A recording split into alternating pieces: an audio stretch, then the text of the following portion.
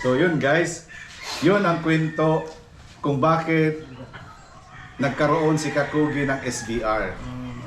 Until na ano boss, nagpunta kami talaga sa Mount Banahaw, kay Montero, nakabili na ako doon ng isang goods tag. Tapos yun ang pinaparami ko. Umpisa lang sa ano ba, kining wala gito, as in, wala gipuhunan ba? Ang ako rin, gari ko diri, tabang lang ko, kay kaniyang tutungtungan na ba? Ganahan siya, kaman, hindi umabot isang taon, wala na. Nagbagyong Odette, pagbagyong Odette, wala man tayong internet na to. So ang naitabo, walay communication. Pag January na, ni-text na, ni-message na yung anak. Nang muna naitabo siyang daddy. So, yun ang umpisa. Pero, dito naman tayo kay Boss Jake. Boss Jake, kailan kayo nakakilala na ni Boss Michael? Kasi ito din ito, bro. Mga 2022 man ata. Oo. Uman sa Baguio? Oo. Mados Bagyo. Oo. Since then, ano na, umpisa na yung ano nyo, partnership nyo. Oo, nagpa-condition ako kay paring Jake. Tapos maganda yun talaga yung tandem namin. Kasi, ang first kasi ng sabihin na natin na si paring Jake kasi, gusto talaga niya yung mga manok namin. Naramdaman ko ba na love niya yung mga manok namin ba? Yung SBR pa. So, nag-condition siya PRH pa nun, PRH at saka SBR. Tapos, nagustuhan talaga niya yung manok. Yun na, tuloy-tuloy na talaga yung pagsali namin. Kasi, marami na kaming mga mabutihin na mga financial. Yun! Shout out namin, i-shout out talaga namin dahil malaki ang utang na loob namin dito ng mga financial. Si Boss Api Yao, Happy yaw. ng Davao Matina. Boss Che, siya yung... Che. Oh, Che. Siya yung nag-handle ng Davao Matina ba? Nakakpit arena. At saka si Boss Winley. Boss Winley. Boss Yan. Winley, Boss natin yan. Boss Winley. Ox KBDF. Yun talaga ang open ng door ba? Namin. At yung kaibigan ko si Ninyo. ni Boss Otto. Team Willow. Team Willick. Oo, tama. Sa handling and conditioning mo, boss, ano bang bloodline or ano bang may ano ka ba? May paborito ka bang manok na i-condition? Kasi yung iba, paborito nila sweeter. Yung sa iyo, boss, kahit ano. Yung sa akin, kahit ano. Kasi dati, sweater talaga yung nung magka-partner kami ni paring Mike, doon ko nagustuhan yung mga linyada niya, especially yung mga SBR niya. Madali lang silang ihanda. Unlike sa ibang mahirap i-point. Kasi yung SBR niya, ang dali lang i-point. Sa ano, boss, sa handling and conditioning mo, boss, ano bang mas gusto mo? 21 days? 30 days? May mga ganun kasi. Mas sa akin, mas prefer ako mas mataas yung ihanda Yung manok ko. panahon, mas mataas ang panahon. So nasa mga 30 days. Yan. Mas maganda. Pero yung sinasabi natin guys na 30 days, 21 days, kung totoo talaga by heart, yung passion mo talaga yung pagmamanok, ang conditioning sa manok mula sisiw man jud ba? Tinood. Sa tingin ko ha, mula sisiw talaga. Aanin mo yung last 30 days lang, doon mo lang papakainin ng masarap. Last 30 days kasi yun lang ang conditioning na ano mo. Pero nung sisiw pa, wala kang ano. Actually, Boss Al, sa start talaga ang conditioning sa priming. Sa priming. Yun. Dito papasok si Dikim. Importante talaga yun, ma-prime talaga yung mga materialis talaga. Kasi malaki ang effect ng priming sa sisil. Nagiging madali ang trabaho ng conditioning pag maganda ang priming. Priming, pag maganda ang priming, healthy yung sisiw. Oo. Pag healthy yung sisiw, okay talaga rin sa... Kasi guys, mga kakugi, sa totoo lang, hindi ko alam yung priming dati. Kasi basta sa pagkakaalam ko, mapurga lang yung mga breeding materials mo. 3 days after, 4 days after, kasta na. No? So, nung mabanggit yung priming, ano yung priming? Parang ganun ba? So may mga proseso yung priming, mga kakugi. Pag-uusapan natin yan, one of these days, yung priming lang talaga yung pag-uusapan natin. Kasi, ano din, maganda rin ano yan ah. Mag-focus ka sa priming ba?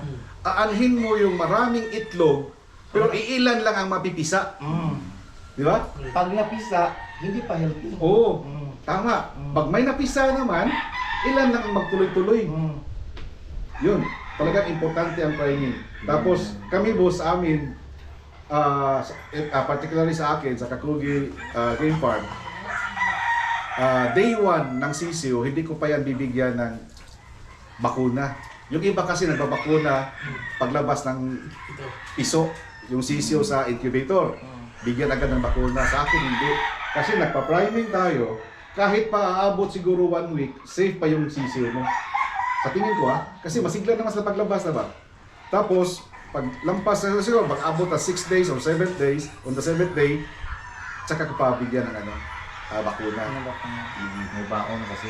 Kasi sa priming, di ba? So, Sabi nila 7 days daw. Oo, 7 days. Safe yung isa kasi meron pang may baon.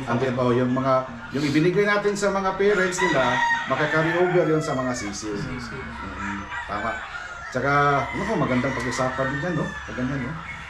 Tapos, sa pre-con naman, before sa handling, dapat importante din yun. Oo. Before ka mag-conditioning, ilang days ba ang pre-con mo? Months ba? O days ba? Sa preconditioning sa aking program, 21 days. 21 days pa rin. Kailangan pumili ka ng mga stag na yung puno talaga ang katawan. Hindi ako naghahanda ng stag na hindi puno yung katawan. Kasi importante yun, dadaan pa sila sa training. Bababa pa yun. Bababa pa yung timbang nila, di ba? Importante talaga, puno talaga yung katawan ng stag. Kasi mabugbog yun Tama. sa training. Tama. Kasi kung payat yung ihanda mo sa manok, pagdating nila sa training, lose weight talaga yun. Importante yung katawan ng stag. Minsan, pag sobrang baba na ng bibigay na talaga yung manok, mag-o-off na talaga, no? So, tama pala. So, kailangan pala talaga natin mahaba-habang time para sa conditioning, tsaka sa pre-con. Boss, Jake, anong pinakamagandang edad ng isang stag para pwede mo nang isali sa mga pinakamagandang edad? Sa akin, mga 9 to 10. 9 to 10 months. Yan, maganda din, no? Kasi pag 11 months, lampas na, para magda-dry na, di ba? Tsaka, pag 9 to 10 months, so 7 months pa lang, pre-con ka na. Yun. Nag-start ka na dyan. Ano ba kadalasan pinapakain mo sa pre-conditioning, boss? Sa akin, nag-a-add na ako ng mataas na protein sa stag kasi kailangan nila yun sa katawan nila. Especially mga stags. Tapos sa grains, yung mataas din na protina. So protein-based yun ang imong kuhan. Protein-based talaga. Kasi iwan ko lang sa sa ibang handler kasi iba-iba man talaga. Iba-iba yung pamamaraan. Sa akin, yung nakasanayan ko, more on high protein talaga ako. So during sa pre-con, boss, kung ano yung kinakain sa pre-conditioning, dagdagan na lang ng yang konti pagdating na sa conditioning proper na. Para i-start mo na sa conditioning, hindi na manibago yung stag. Tama. So yun. Gradual lang yung pagbigay mo. Dito sa MSC Game Farm,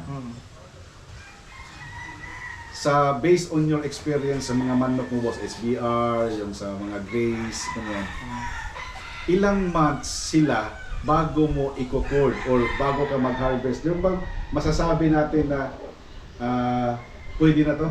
Harvest, pwede na harvested. So may proseso kami dito sa farm. Mm-mm. So naka-range yung manok namin, parang wild lang. Mm-mm. So dapat ang goal talaga namin dito is 4.5, magsa-start ka na talaga ng harvest. 4.5. Oh, kasi yun doon ang assessment ko na maganda sila pagpa-range ba. Healthy sila ba? Mm-mm. Kasi pag yung sisiw hindi healthy, ma-harvest mo mga 6 months mo or 7 months lang. Tama. So, kami, tinatarget talaga namin na makastart kami ng harvest 4.5 4.5. until 5.5. Until 5.5. Oh. Pinakamatagal na yung 5.5. Ang pinakamatagal matagal na talaga yun yung 6 months. 6 months. Pinakamatagal na talaga. Pero target namin is 4.5 until 5.5.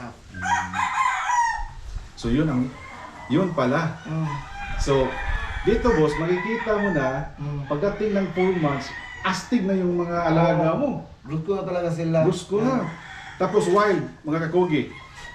Nakita nyo naman sa aerial view natin. Talagang lasang. Mm. Wild talaga sila. No, tapos Sa puno sila. akyat sa mga mataas na puno, doon doon dadako, no? So yun ang process namin sa ranging. Sa ranging. Nalalaman mo kung healthy yung sisiyo kung makaharvest ka ng start sa 4.5. Yun ang identifier ko. Tapos 1 month sila, mga 1 week sila sa hardening, tapos transfer namin sa cording dito. Tapos pagkatapos ng mga 2 or 3 weeks, tapon namin doon sa extension. Tapos kukunin na yan ni Jake. Doon siya mamili. Doon na sa mamili. Pero So, una talaga ang buyer namin. Yun, First priority. First priority. Alam talaga niya ni Jake. First priority talaga namin ang buyer. Kung anong matira, yun ang i-condition mo. Pero hindi na si Boss Jake ang boss, ang manakop sa range. Ay hindi na.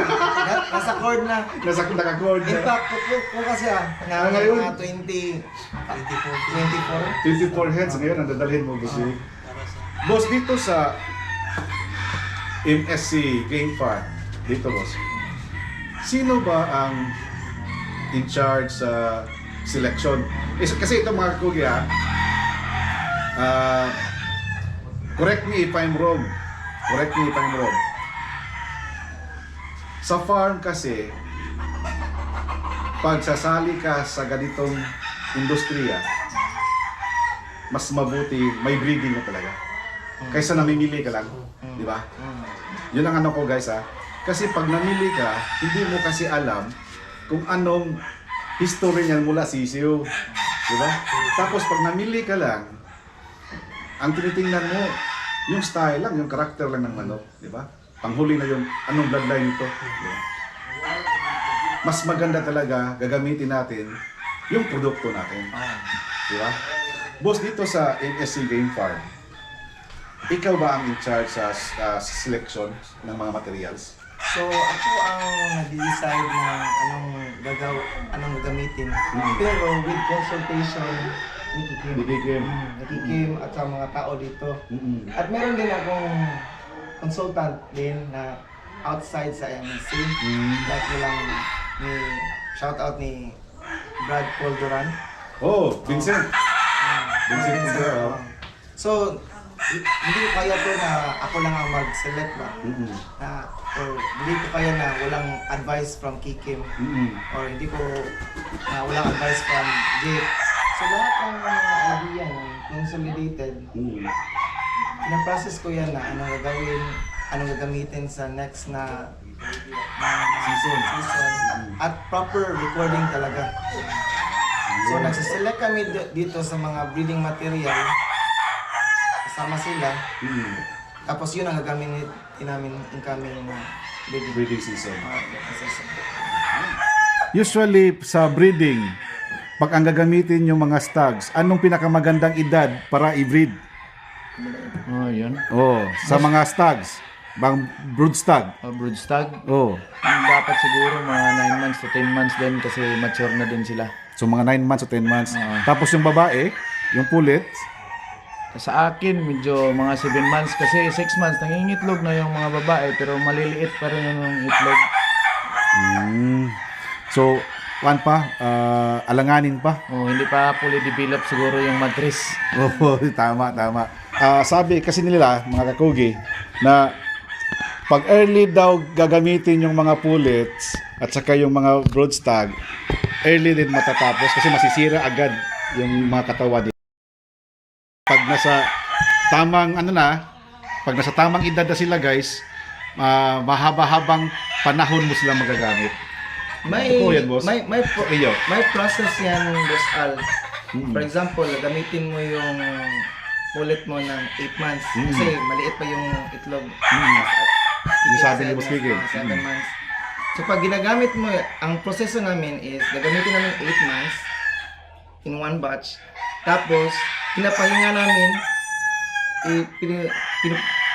Balik sa range. nilalagay namin doon sa range na may damo. Nare-recover yung sila.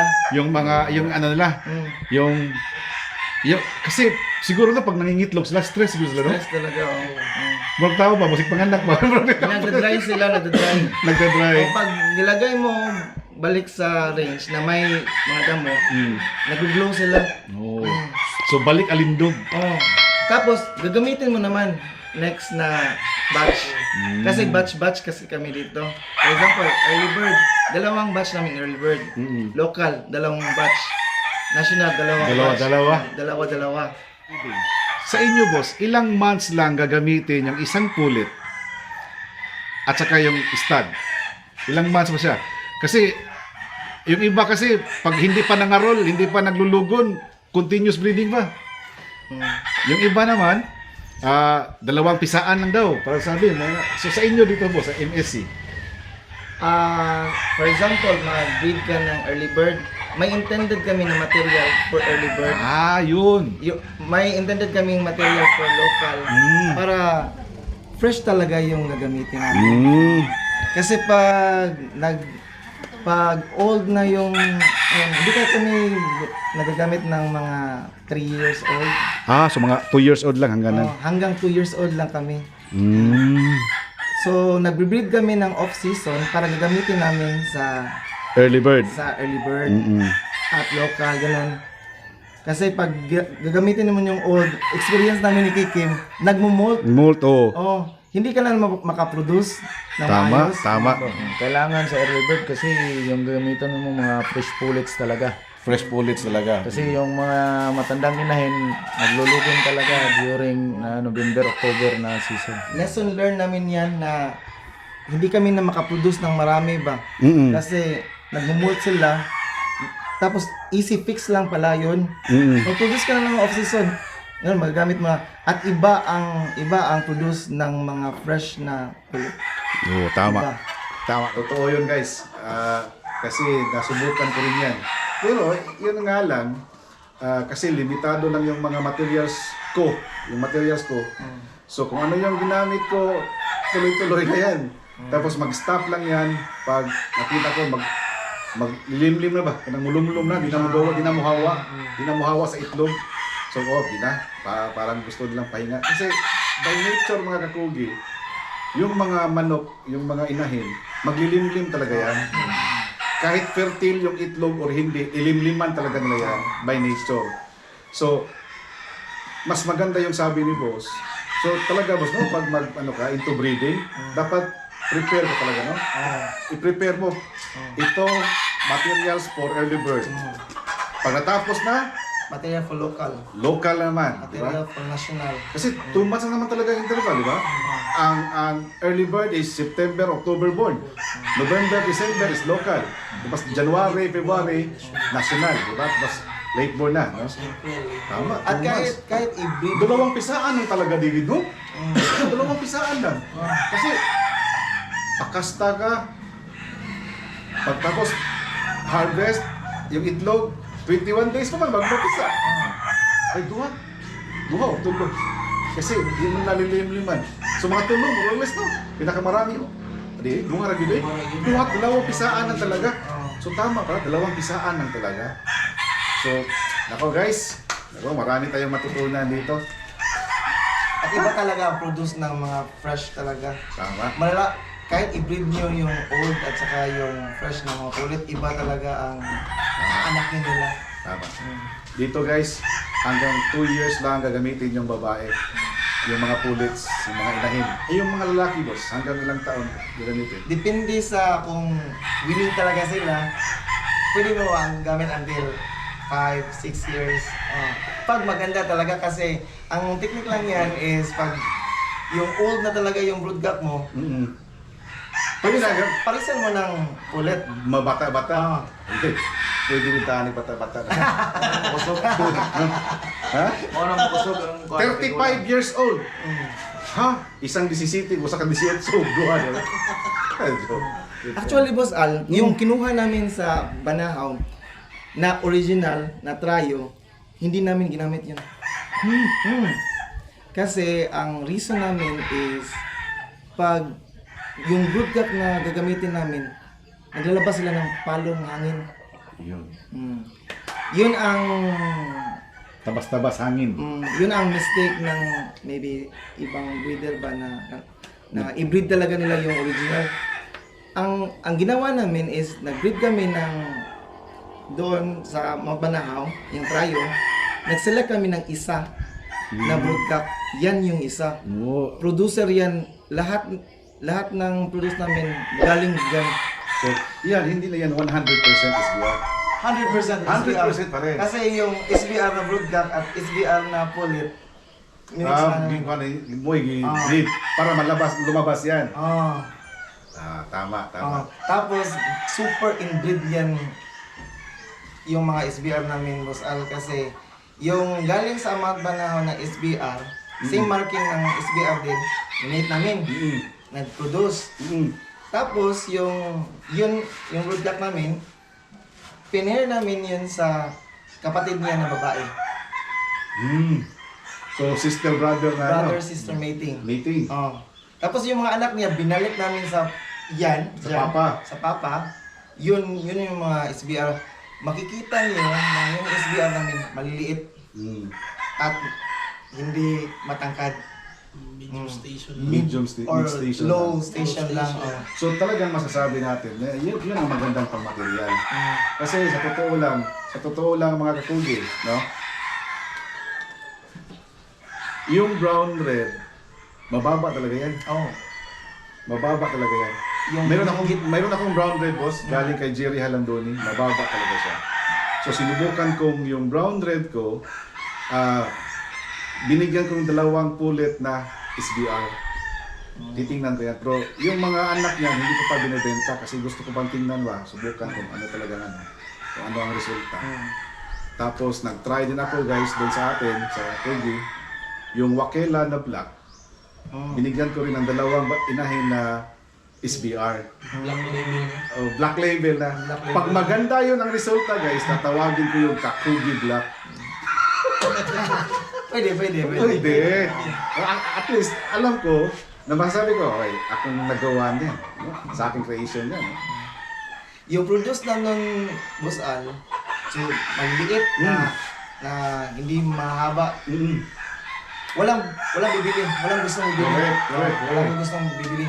So ang nangyari, kami ang nagamit. Nag-try. Ito ang isang prueba na at least may agi dyan. Diba? Ang nagamit ng Sinulog. Sa Tehiro sinulog. Tiniro. 110 pot ang 110,000 nagamit pa. ng finance namin is si Boss Api. Boss Api. Cheche. Yun. At nag-solo din kami, Boss Al, doon sa Naga. Sa Naga. 55 pot solo champion.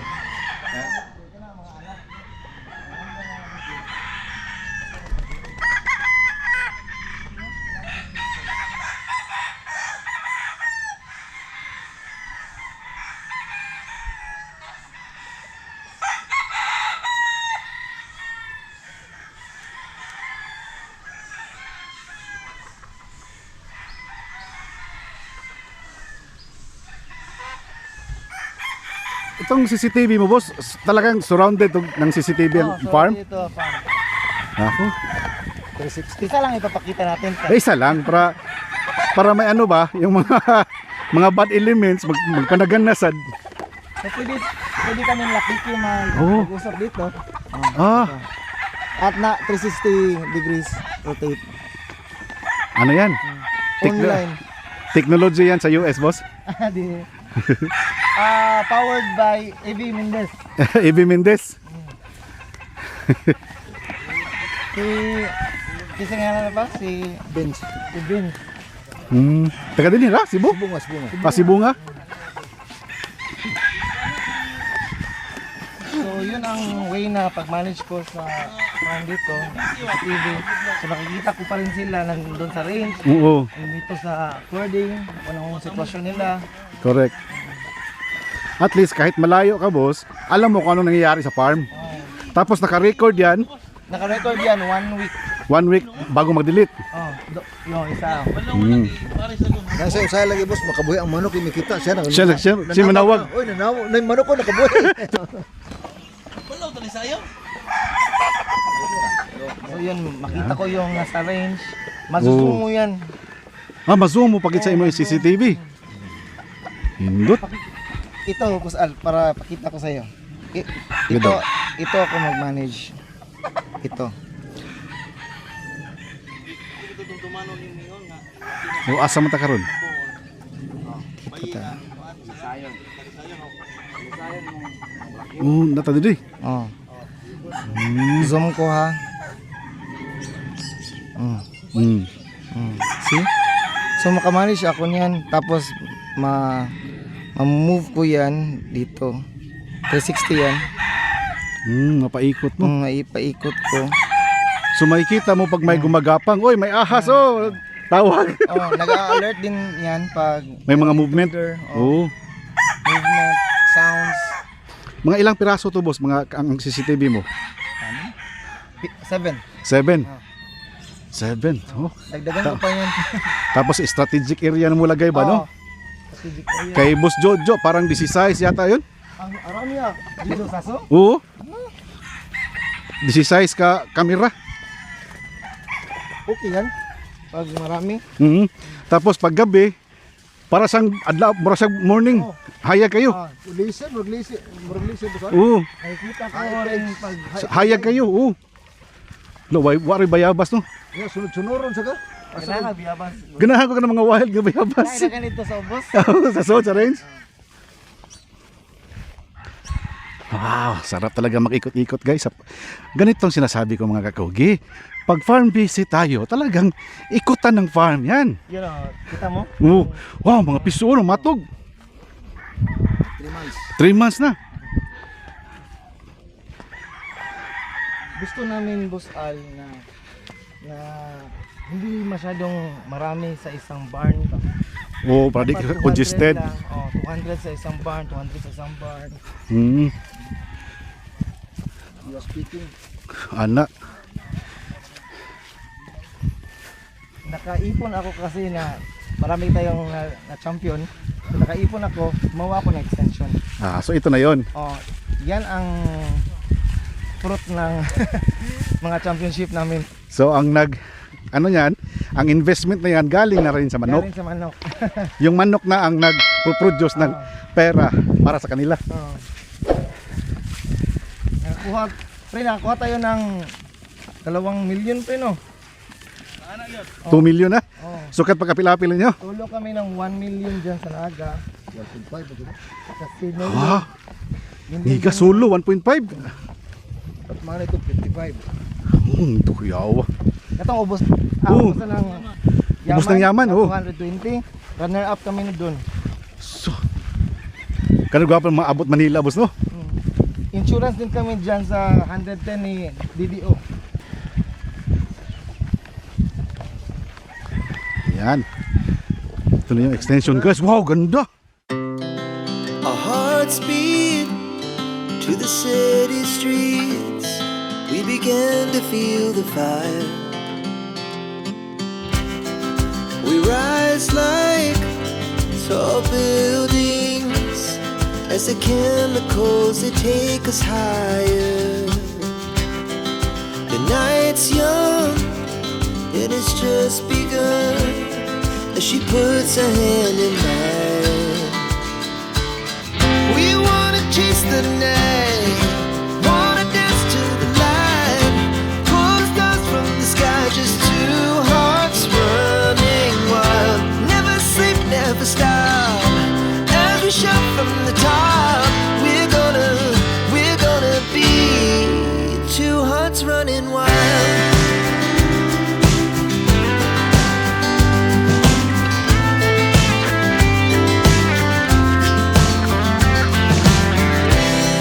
Now the morning is the afternoon.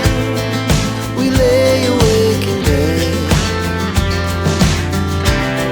The glass so loud as the hours pass. We're gonna do it all again. We wanna chase the night, wanna dance to the light, pull the stars from the sky, just two hearts running wild. Never sleep, never stop. Fully occupied yung mga tipis. Oh, hindi pa. Ang rami na sana to, Boss Al. Kaso may magpunta dito ko, 20 plus. Oh. Wala naman 20 plus. Hindi lang nagbinta, puno na eh. Oh, kung hindi pa magbinta, puno na. Sa isang taon, boss, ilan ang product ma-produce nyo, boss? In 1 year? Sama na lahat. Early bird. Off-season, no? Oh, sama na off-season. 800 ata, to 900. 800 to 900. So 800 to 900 ang maiiwan yan para magiging bullstag at saka Wala. Wala na, puro. Wala.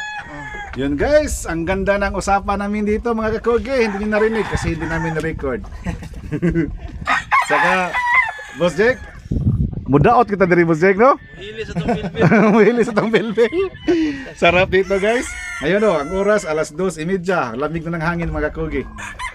Anyways, boss, maski wala ka diri boss, pwede ko makabalik-balik ka diri. Oh, of course. Yun. Balik-balik lang rin. Kung sino yung bibili Always guys, yes. Kung sino yung bibili, mag-acquire sa mga manok dito guys, SBR dan dito. Mga crosses, mga crosses, SBR Gilmore. Gilmore SBR. Gilmore SBR. Ano boss? Gray SBR. Gray SBR. Tapos Bulik SBR. Bulik SBR, Boston SBR. Pag kung ano yung unang binanggit guys, yun ang ama. Pag sabi Boston SBR, Boston yung ama, SBR yung ina. Yan ang ano guys ha. Kung gusto niyo mag-acquire, bigay ko dito yung mo, Facebook mo boss. So, phone number mo. Cell number, imong Facebook, tapos iyang cell number. Sige na. Yung Facebook guys, kung mag-inquire kayo sa sa mga materials dito, ito yon mga kakogi. MSC Farm. Yan. Ting! MSC Game Farm or Farm. MSC Farm. Yan. Cellphone number. Kasi ito ang maiiwan eh. Ano sa cell number boss? King? 0943 689 3434. 3434. Yan. Pag nandito na kayo guys, ang mag-entertain sa inyo, si Boss Kim Kim at si Boss Sito! Oh, yun. Hello. Tatay Sip! Tatay Sit, papa ni Boss Michael mga kakogi. Nagitag-text mo ito na. Ayaw ko na mo pang-text kung naayang asawa kay. Wala na asawa. Single eh ka boss? Single as kikim. Ana. Daghagitag maihaw man no kanig mga maminyo ni. Ito guys, maraming salamat sa panonood ninyo. Hanggang dito na lang muna ang episode na ito. Pag may panahon tayo guys, makabalik tayo, may development na naman dito. Maraming harvest. Baka tawagan tayo ni boss. Dispose natin. Boss. Tsaka yung free raffle natin. Yung free raffle, abang-abangan. Baka makalimutan. Ngayon guys, dadalhin ko na para hindi talaga makalimutan. No? Sige, sige. 2 pullets yun na SBR mga kakugi. So, maraming salamat po. Mga kakugi, pag may may aanihin. Sa Bisaya, basta magkugi, may dunay maani. Okay! Okay, boss Jake? Okay, no? Imo sunod? Guys, bigay muna natin kay Boss Jake. Boss Jake? Para magkapi-kapi ka dito, Boss Jake, ha? Thank you, ano. Yun. Sunod. Ako na sa. Imo na sa puhon, ha? Thank you. Thank you, Boss Jake. Ako dito po. Jake Sweeter ng Barili. Yun. Thank you, boss. Nag-shopping. Ito namang isa guys. Bigay natin to kay ano? Kay boss. Bigay natin kay boss ano? Michael. Boss Mike. Kanya lagi ako mahatag mo boss. Maraming salamat, Boss Al. Magkapi-kapi ka boss. Makakita ka na ako. Thank you, Boss Al. Thank you. Thank you kay boss sa pagpabisita nimo sa kuwadro boss ha. Balik-balik. Pohon boss. Guys, mga kakugi. Ito. Dala na natin, dadalihin na natin yung bibigay ano, yung binigay ni Boss Michael na papremyo para sa inyo guys.